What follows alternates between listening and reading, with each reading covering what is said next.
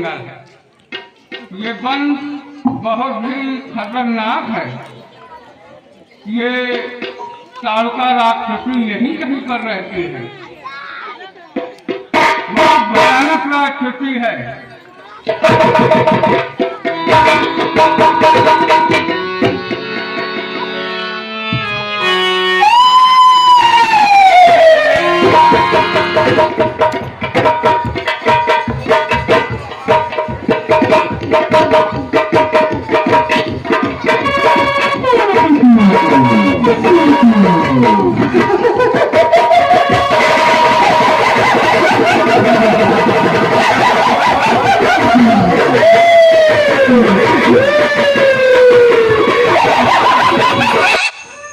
आँखों को जब किसी की चाहत हो जाती है, उसे देखकर दिल में राहत हो जाती है। कैसे भूल सकते हैं श्री राम अपने भक्तों को, जब भक्तों को श्री राम की आदत हो जाती है, जब भक्तों को श्री राम की आदत हो जाती है।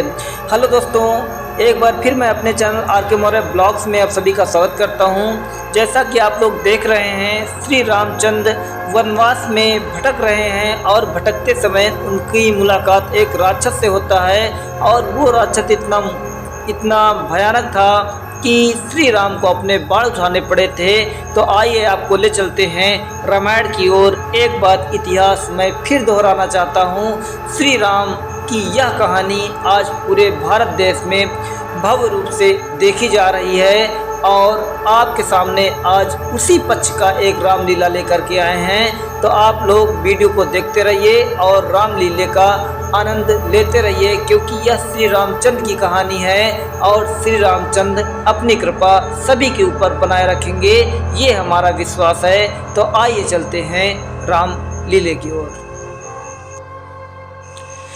ऐसा कहा जाता है कि एक बार विश्वामित्र अपने सभी गुरुओं को लेकर के एक यज्ञ कर रहे थे। तो उस यज्ञ में इतने विघ्न ताड़का राक्षसी डाल रही थी कि वह यज्ञ पूरा नहीं हो पा रहा था। कई बार उन्होंने प्रयास किया, लेकिन ताड़का राक्षसी जो थी वह बहुत ही शक्तिशाली थी और पानी डाल करके यज्ञ को बुझा देती थी, जिसकी वजह से सभी गुरुजन उससे परेशान होकर के श्री राम को लेकर के इसी वन में आए थे और श्री राम ने अपने बाणों से उस ताड़का राक्षसी का वध किया था। तो आइए ऐसी कहानी की ओर आपको ले चलते हैं जहां पर राक्षसी का वध होता है। आइए देखते हैं श्री रामचंद्र जी इस ताड़का राक्षसी का कैसे वध करते हैं और इससे कैसे युद्ध करते हैं। युद्ध का आमना सामना कैसा होगा, आप देखते रहिए हमारी वीडियो को और हम आपको दिखाएंगे ताड़का राक्षसी का वध कैसे किया गया है। श्री राम ने इसे अपने बाणों से कैसे मारा है, आप देख ही सकते हैं इसका विकराल रूप। ये दहाड़ रही है और बच्चों को, छोटे छोटे बच्चों को डरा रही है। इसे मारना आज उचित इसलिए है कि कल किसी दूसरे यज्ञ का नुकसान न हो और सभी जितने गुरु हैं वो बिना किसी संकोच के अपना यज्ञ पूरा कर सके। तो आइए चलते हैं रामायण की ओर। रामायण का नाम सुन करके सभी के मन में श्री राम की झलक उत्पन्न हो जाती है और श्री राम सबके मन में बस जाते हैं। ऐसा कहा जाता है रामायण एक ऐसा पवित्र ग्रंथ है जिसको छू लेने मात्र से सारे कष्ट दूर हो जाते हैं और कुछ भक्त लोग श्री राम की रामायण को 2 दिनों तक पूजन करते हैं, जिसकी वजह से उनके सारे कष्ट दूर हो सके। तो आइए चलते हैं ताड़का राक्षसी का कैसे वध होता है, आइए इसकी कहानी की ओर चलते हैं। तो ऐसा कहा जाता है कि जब श्री रामचंद्र छोटे थे और वो अपने पिता के घर पे रहा करते थे, तो उस समय उनके गुरु जी के कहने पर उन्होंने इस ताड़का राक्षसी का वध करने के लिए गुरु जी के साथ वन में गए थे और गुरु जी ने बताया कि यह ताड़का राक्षसी कैसे युद्ध करके ये सभी को परेशान करती है। तो आइए आपको ले चलते हैं ऐसी कहानी की ओर जहां पर ताड़का का तहलका चारों तरफ मचा हुआ है।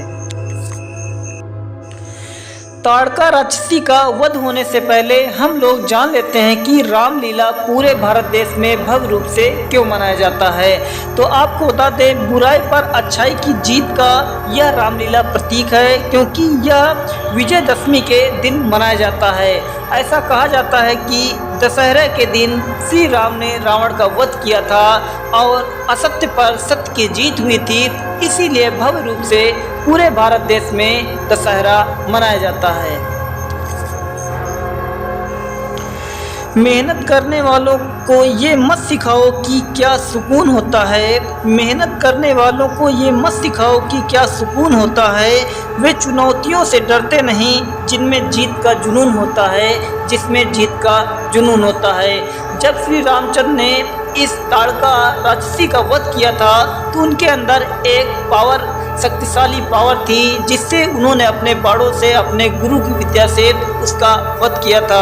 तो यह दशहरा मेला भव्य रूप से नवरात्र के पावन दिनों में मनाया जाता है और ऐसा कहा जाता है कि माँ दुर्गा ने एक ऐसे राक्षस का वध किया था जिसका नाम महिषासुर था। उसने माता रानी से 9 दिनों तक युद्ध किया था और 10वें दिन माता जी ने महिषासुर राक्षस का वध किया था। इसीलिए पूरे भारत देश में भव्य रूप से दशहरा मनाया जाता है।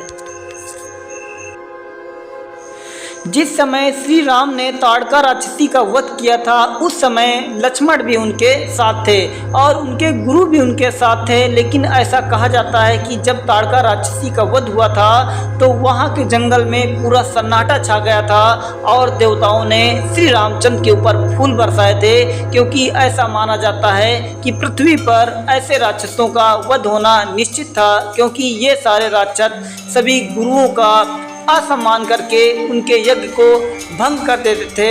आइए चलते हैं रामलीले की ओर, जहां पर इसकी कहानी शुरू होती है। इसका संताप मिटाओ और इसके परमधाम का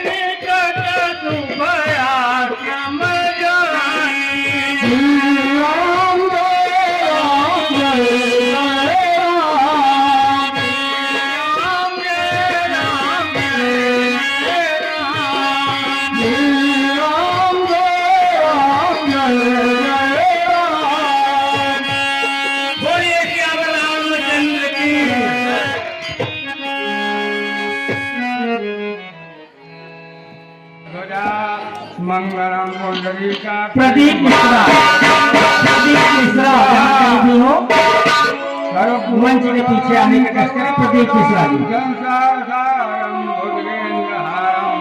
सदा वसंतम हृदयारण्ये भवं भवानि।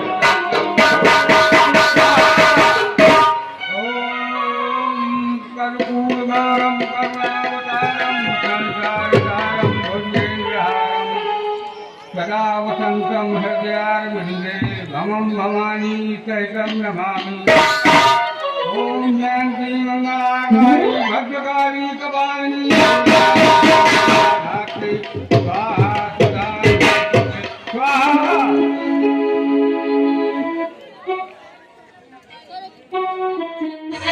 आप लोग रामलीला का यह भव्य प्रदर्शन देख रहे हैं, जहां पर छोटे छोटे कलाकारों के द्वारा यह प्रदर्शन किया जा रहा है और ऐसा कहा जा रहा है कि श्री राम की छवि सभी भक्तों के ऊपर रहती है और उसी भक्तों की वजह से आज यह रामलीला भव्य रूप से प्रदर्शित किया जा रहा है और कहा जाता है कि श्री राम अपने भक्तों पर सभी अपनी छवि बसाए रखते हैं। तो आइए आपको ले चलेंगे रामलीला, जहां पर छोटे छोटे बच्चों का प्रदर्शन देख रहे हैं, जहां पर गुरुजी यज्ञ कर रहे हैं और राक्षस आक्रमण कर रहे हैं। ऐसे भव्य प्रदर्शन को देख करके रामलीला का सुनहरा अवसर बहुत ही भावुक हो जाता है।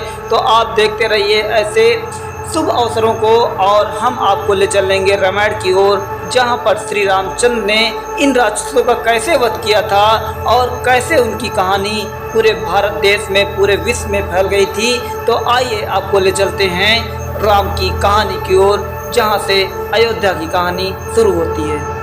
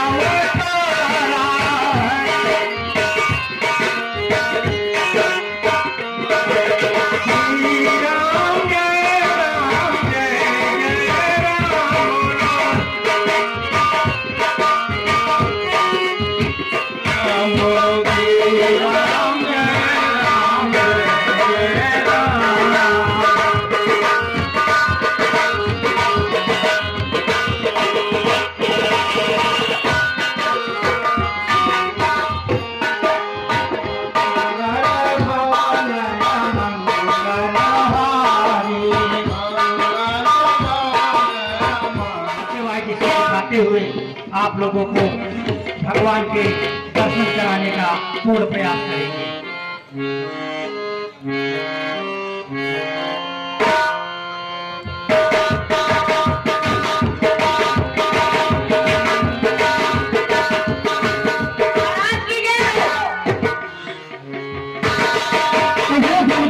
क्या समाचार? आपसे मिलना चाहते हैं। साधु मुनिराज को आदर पूर्वक राजमहल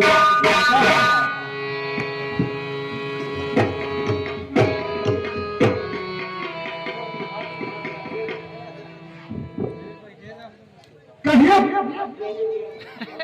मुनिराज, इस गरीब की कुटिया में आपका आगमन मुझे बताइए। हे राजन, सुने कुछ मेरा हाल। ऋषियों की रक्षा सदा करते हैं भूपाल। असुरों के अत्याचारों से अकुलाया घबराया हूँ मैं। रक्षा सहायता तो कीजिए, तुम तेरे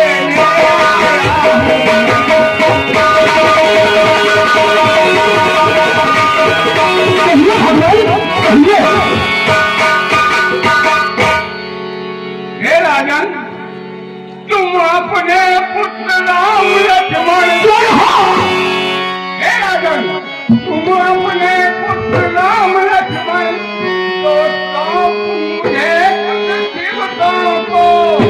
इसमें तुमको पूर्ण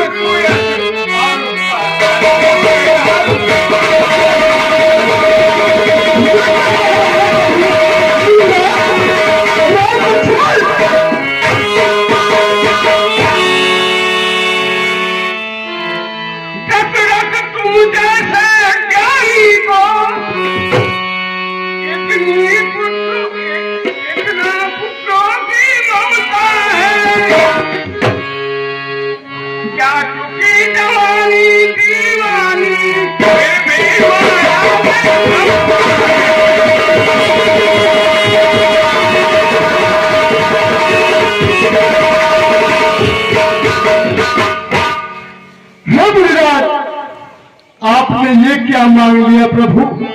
आपने तो मुझे संकट में डाल दिया है नाथ।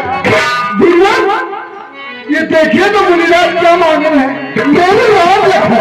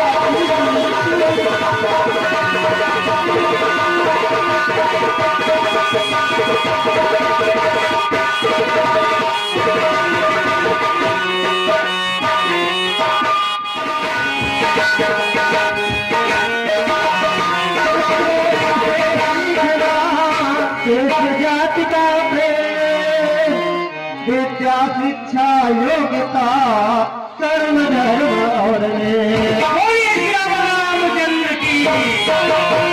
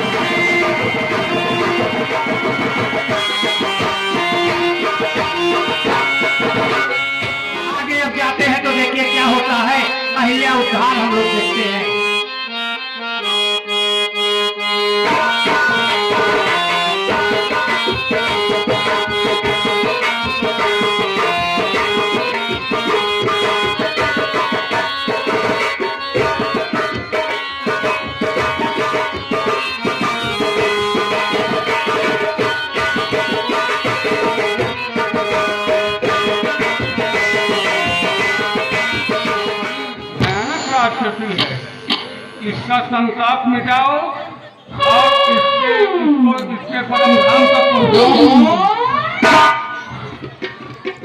जो आते मुनिवर।